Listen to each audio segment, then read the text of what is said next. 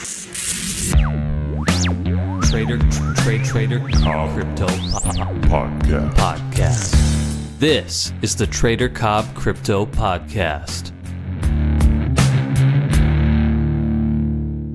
G'day everybody and welcome to the Trader Cobb Crypto Show. For a start, a massive thank you guys. We are very, very high up in the charts all across the world right now. I really appreciate you guys sharing the content with your Slack groups, your Discord, your Telegrams, your Facebook groups, the worlds of crypto that you're in and the worlds that are not in crypto. I really appreciate it because guess what? You giving me a plug and saying, look, this is a great podcast. I think you should listen to it. It's worthwhile. That gets more people listening to it. And the more people that listen to it and then go forth and share this with their groups, the bigger the audience becomes. And we've got a fantastic audience all over the world right now.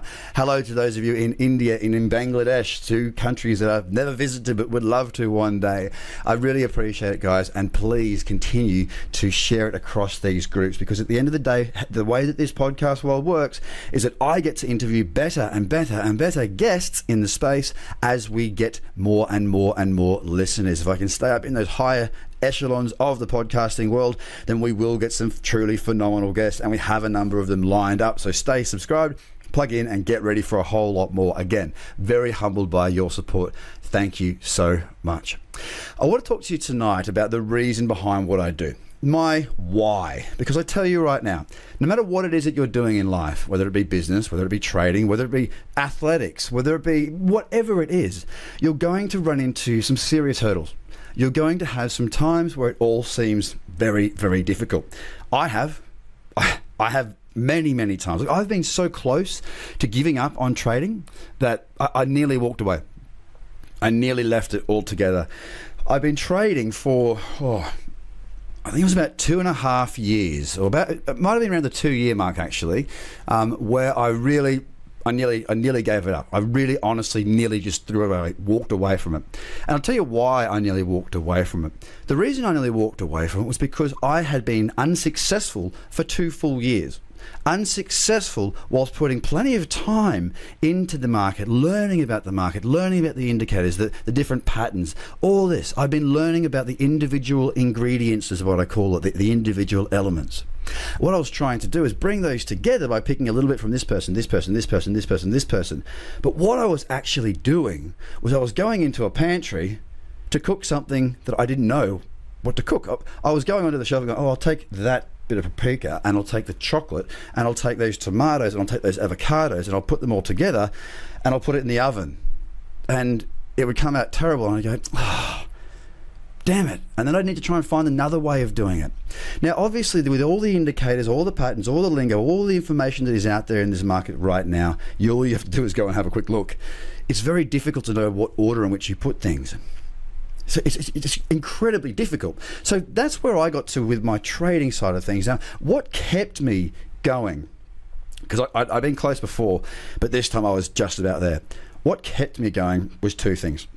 One, the reason I got into trading in the first place. I have had some phenomenal mentors in my life from a very, very young age. And as I've spoken to you guys in the past about my upbringing and how I grew up and how I had my first sort of business, so to speak, at the age of 6. My hustle started then and continued to develop through my even before I was a teenager. So I've always sort of had that entrepreneurial side to me. My dad is a builder.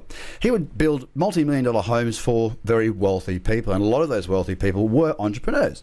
So Dad would say to me, you know what, speak to my son. I think you get along well with him. So I had the most wonderful upbringing, the most wonderful mentors around me, and I'm truly grateful for that. My reason why was what kept me in this game. Why was I still there? Why? Because the reason I got into trading in the first place was I'd spoken to all of these different entrepreneurs from different industries and whatnot. They all said that it was very difficult managing large teams of people. They might have 500, 600, 700 people within their business, and they might grow to that size within a few years. Like, they get their business working, then they scale it like a madman. Now, I wasn't that interested in having a huge team. I thought that just sounds very tough. I'd prefer to just rely on myself, like I had done with all my other bits and pieces that I'd done. Trading offered me that opportunity where I could just trade for myself, and no matter whether I was trading a $1,000 account or a $100 million account, I could still do it. Sure, I need team members for my auditing and my accounts and that sort of stuff, but we're talking, way down the track. It allowed me to enter into a business by myself as well. I like the low entry level. To get into trading, all I really needed to do was open an account and start trading.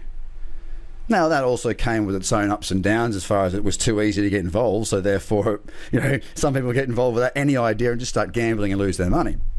But it allowed me to do it when I wanted to, which was after I worked. Either before work or after work. It was usually in the evenings when I was first starting my trading. The reason why was I wanted my freedom. I wanted to work when I wanted to. I wanted to live how I wanted to. I wanted to be the person I wanted to. I wanted to be in a position that when I had a family, I was thinking about this back when I was 16, 17, right? I wanted to be in the position when I had a family that I could be around them. I had choice. Now, I also at that age said I would like to be in a position to retire at 30. Ambition's a wonderful thing. But my point is, I had a really strong reason as to why. That was one of the reasons. The second reason was that I had decided I wasn't going to take over the family business and run my dad's company. Now, I had said I was going to do that at a young age, and I decided at about, when was it? It was at 15. I was about to leave and do an apprenticeship when you could in Australia. You can leave school at grade 10, do my apprenticeship, and then walk into the business and learn it and take it over. I decided not to do that because of the mentors that I had around me saying, look, you can probably do some other things if you really wanted to. There's a whole big world out there and you've got a pretty good brain for it. Perhaps you might want to try it. Now, I did. I thought, okay, that sounds good. I'd like to try things my own way. Because I didn't take over the family business, which was a good business, they had done well. It wasn't, because I didn't take it over, I had something to prove. I had to prove to Dad I could do it. Now, my dad's super supportive, as is my mum. Dad, my father's father, my grandfather, said to Dad, look, whatever you do, just be the best at it. Which is a big call, right? And Dad's got plenty of awards as a builder. He said the same to me. He said, whatever you do, be the best at it. Now, I'm not claiming that I'm the best trader in the world, no way. But I take that as be the best you can be. And that's what all the, everything throughout my programs, courses, everything is about. Being the best that you can be. All right? You need a really strong why. Why are you here to do this? Now, that goes for a business. That goes for athletics. That goes for anything. If you're in athletics, you're training lots. If you're swimming, you're training heaps. Why? You want to get to the Olympics. If the reason why is strong enough, in the hard times, you will still be there. Now, if you're in trading now and you're in crypto now and you're sort of just there, just sort of in this space, almost like dabbling, start to consider what's going on around you. Start to consider what this space can actually do. You've got an opportunity now, whether it be crypto or whether it be anything else. Make a choice and give yourself a reason why you're making that choice. When you're at work, you've got to do what you're told. You kind of, you go in, you give your expertise for a fee. You kind of don't have to, you have to got to think, of course, but you're working towards somebody else's dream, somebody else's reason for doing it. That's their why. You're inside of their why. And when you're not working there, when you're in your own space, it's up to you. Consider that, because I speak to a lot of people. I say, what do you want to achieve in life? What's your thing? Like, if you could do anything, what would it be? And a lot of people don't have an answer for that. And I find that really sad, because if you don't have an answer for what you'd like to do and how you'd like to live your life, you just sort of go through life. You can do anything you want to do. You just got to have a reason why, and you've got to put your mind to it, guys.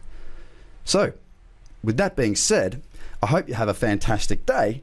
I hope you share this with your friends and family, and I hope to see you very, very soon. Bye for now. The Trader Cobb Crypto Podcast. Check out TraderCobb.com because experience matters.